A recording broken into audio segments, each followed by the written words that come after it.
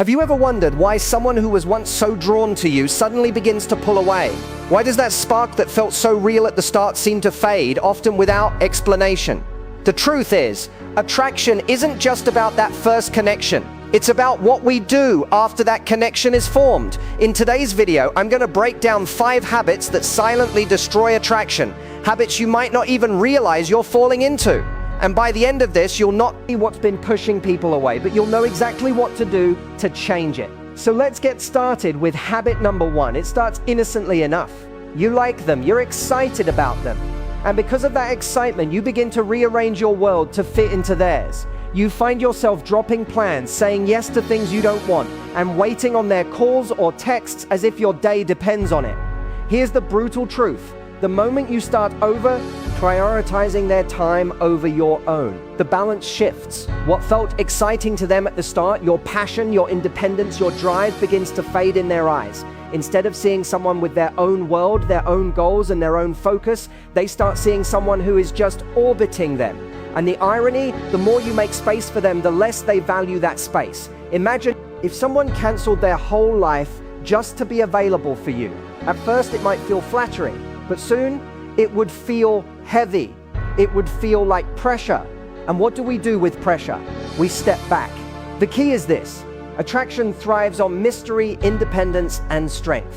When you protect your time, when you say, I'd love to see you, but I have X to do first, you communicate value. You show them that your time is precious, and in turn, they begin to see you as precious. But the habit of over-prioritizing sneaks in because we think, if I'm always available, they'll see how much I care. What they actually see is someone who's losing their own life in trying to win theirs. And that's not attractive, it's overwhelming. If you've been guilty of this, and let's be honest, we all have at some point, don't beat yourself up. Instead, start small. Next time they reach out, instead of dropping everything, take a pause, check in with your priorities, and respond in a way that reflects your worth, not your fear of losing them. That shift alone will make them lean in, not pull away. Let me ask you a hard question. How easy is it for someone to reach you? How fast do you reply the moment their message pops up? How quickly do you drop what you're doing just because they called? You see, in a world where we're always connected, where we can text, DM, or call at any second, it's easy to fall into the trap of giving someone instant, unlimited access to us. And at first, it feels like the right thing to do. You want to show them that you're attentive, that you care, that you're reliable. But here's the twist. When someone knows that they can have your attention at any moment without effort, it starts to lose value. Think about it. The most precious things in life aren't the ones we can have whenever we want. They're the ones we work for, the ones we work for, the ones we anticipate, the ones we look forward to. When you give someone unlimited instant access to you, whether it's through constantly texting back within seconds or always picking up their calls, you remove the healthy space where attraction breathes. Attraction is built in that space between the moments you connect. It's in the anticipation, it's in the wonder of what are they up to, what's going on in their world. But if you're always right there, always replying instantly, you take that mystery away, you create a dynamic where your presence becomes expected, not appreciated. Now, I know what you're thinking, but I'm just trying to show I care, and I hear you. Your intention is good, but what actually lands is different. What lands is they're always available no matter what. And the human mind, it doesn't crave what's always there. It craves what feels meaningful, what feels earned.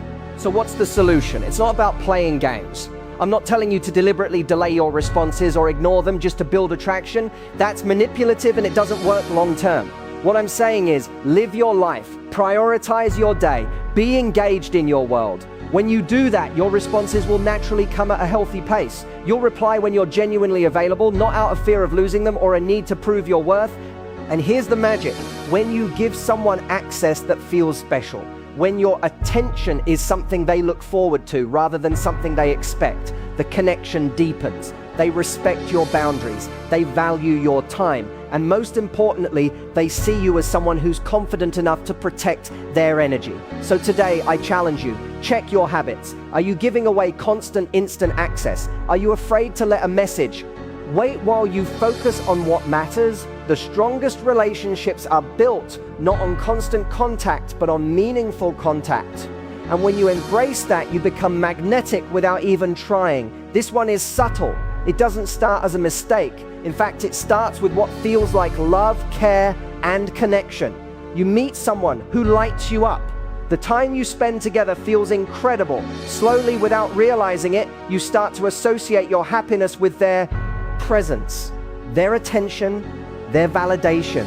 Their good morning text brightens your day. Their compliments lift your confidence. Their approval starts to matter more than your own. But here's the dangerous part. When you make someone the center of your happiness, you give them power they never asked for and that they can never truly hold without feeling burdened. At first, they might feel flattered. They'll feel special, like they matter deeply to you, and they do. But over time, the weight of knowing that your emotional state depends on their actions becomes overwhelming. People are drawn to those who bring energy into a relationship, not those who take their emotional cues from it. When your happiness depends on how they treat you today, how much time they give you, or how responsive they are, you stop being that source of positive energy you were at the start. Instead, you become someone who's always checking, do you still like me? Am I still enough for you? And nothing drains attraction faster than that invisible pressure. Because here's what it communicates at a subconscious level. Without you, I'm not okay. And that's a heavy message for anyone to carry. The person you're with starts to feel more like your caretaker than your partner. Instead of feeling pulled toward you because of your passion, your joy, your independent fire, they begin to feel responsible for keeping you happy. And that's when they start to pull away. The truth is, no one can be the center of your happiness. That's a job only you can fill. The people in your life can add to your joy. They can enrich your experiences, but they can't be the source. When you make you the center of your happiness through your goals, your friendships, your growth, your passions, you actually become more attractive. You become someone they want to be around, not someone they feel responsible for. So what can you do? Start paying attention to the moments where you look to them for emotional validation. When you catch yourself thinking, I need them to say something kind right now, or I need their attention to feel good, pause. Ask yourself, what can I give myself in this moment? Maybe it's a deep breath. Maybe it's a reminder of your worth. Maybe it's diving into something you love. Writing, music, movement. The point is, the more you fill your own cup, the less you lean on someone else to do it. And when you do that, you shift the dynamic. You become the person they fell for. Someone who brings joy into the space, not someone waiting for joy from it. And that is what keeps attraction alive. Let's talk about a habit that seems small, even kind, but slowly drains the respect and attraction in any connection. It's the habit of saying yes when, deep down, you want to say no. Maybe it starts with the little things. You agree to plans you're too tired for because you don't want to disappoint them. You say you're fine with something that bothers you because you're afraid of rocking the boat. You let things slide, things that cross your boundaries, because you worry that speaking up will push them away. But here's the hard truth. Every time you say yes when your heart says no, you're not just betraying yourself. You're also chipping away at the very attraction you're trying to protect. Because what makes someone magnetic is not just kindness, it's not just flexibility, it's authenticity, it's strength. It's being someone who knows who they are, what they want, and what they stand for. When you say yes out of fear rather than desire, you train the other person to see you as someone who will bend, someone who will shrink, someone who will suppress their truth for the sake of approval. And while that might seem like a way to keep peace, what it really does is create a dynamic where your needs no longer feel important, not to them, and eventually not even to you. The most attractive people are those who can lovingly, confidently set a boundary. The ones who can say, I'd love to see you, but tonight I need rest, or I care about you, but this doesn't feel right for me. When you do that, you show that you respect yourself, and that invites them to respect you too. But when you always say yes, two things happen. First, you start to feel resentful, even if you don't show it. That resentment leaks out in small ways, in tone, in energy, in distance. And second, they start to take your yes for granted. They stop seeing it as a choice, as a gift. It becomes expected, not appreciated. So what's the shift? It's simple but powerful. Practice small no's. You don't have to start with the big scary boundaries right away. Start with the small moments where your instinct is to please, but your truth says, pause. Take a breath. Ask yourself, if I wasn't afraid of losing them, what would I say? then say it kindly, firmly, and with love. Remember, saying no doesn't mean you care less. It means you care about the relationship enough to be real. And that honesty, that courage, that's what keeps attraction alive. Because at the end of the day, people don't fall for perfect. They fall for real. They fall for real. Strong. They fall for someone who can say, this is me, and I'm worth showing up for. This is one of the most damaging habits when it comes to attraction, and yet it's the easiest to fall into, especially when you really care about someone. You fear losing them. That fear creeps in quietly. Maybe they didn't text back as fast today. Maybe they seemed a little distant during your last conversation. Maybe they've just been busy, but in your mind, you start to think, what if they're losing interest? What if I'm not enough? What if I need to do more? And so without realizing it, you begin to overcompensate. You send the extra message. You go out of your way to please. You offer more. You try harder. You give more of yourself, not because it feels natural, but because you're trying to fill a gap that your fear created. But here's the irony. The more you do to chase their attention, the more you actually push it away. Attraction isn't built in fear, it's built in confidence. It's built in the calm, unshakable belief that you're enough, that if someone wants to be there, they will be. And if they don't, no amount of overcompensating will change that. When you start giving too much, too soon, or too intensely, you change the dynamic.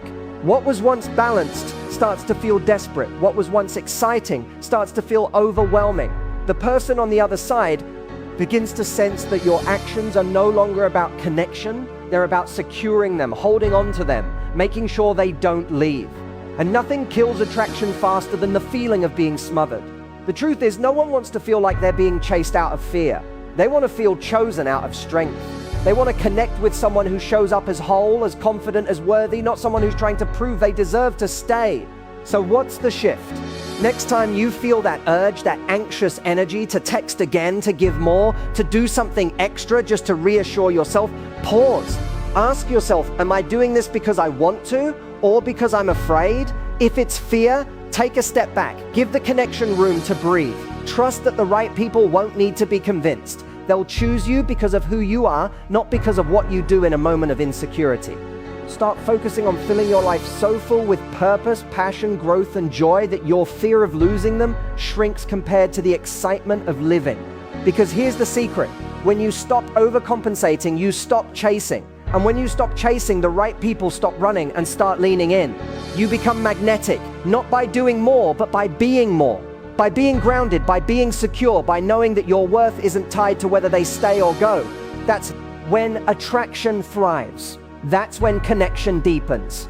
And that's when love, the kind that lasts, has a chance to grow. So let's take a breath and bring this all together.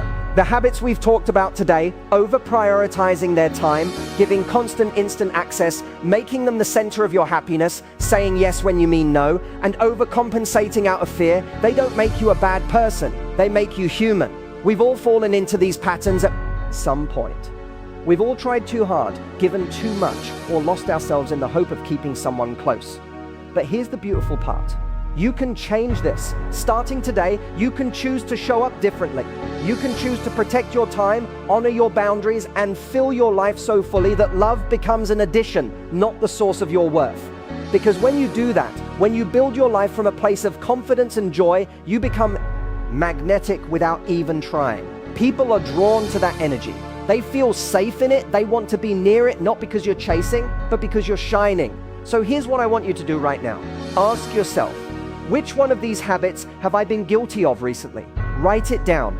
Own it. No shame, just awareness, and then decide on one small action you'll take today to shift that habit, one small moment where you'll choose your strength over your fear. And if this video spoke to you, if you're ready to stop pushing people away and start becoming magnetic in your love life, do me a favor, hit that like button to let me know this helped. Drop a comment below and tell me which habit are you ready to break starting today, and subscribe to Magnetic You for more powerful videos that help you master your love life and become impossible to ignore. Remember this. You don't have to chase the right person, you just have to become the right you. And when you do that, everything changes.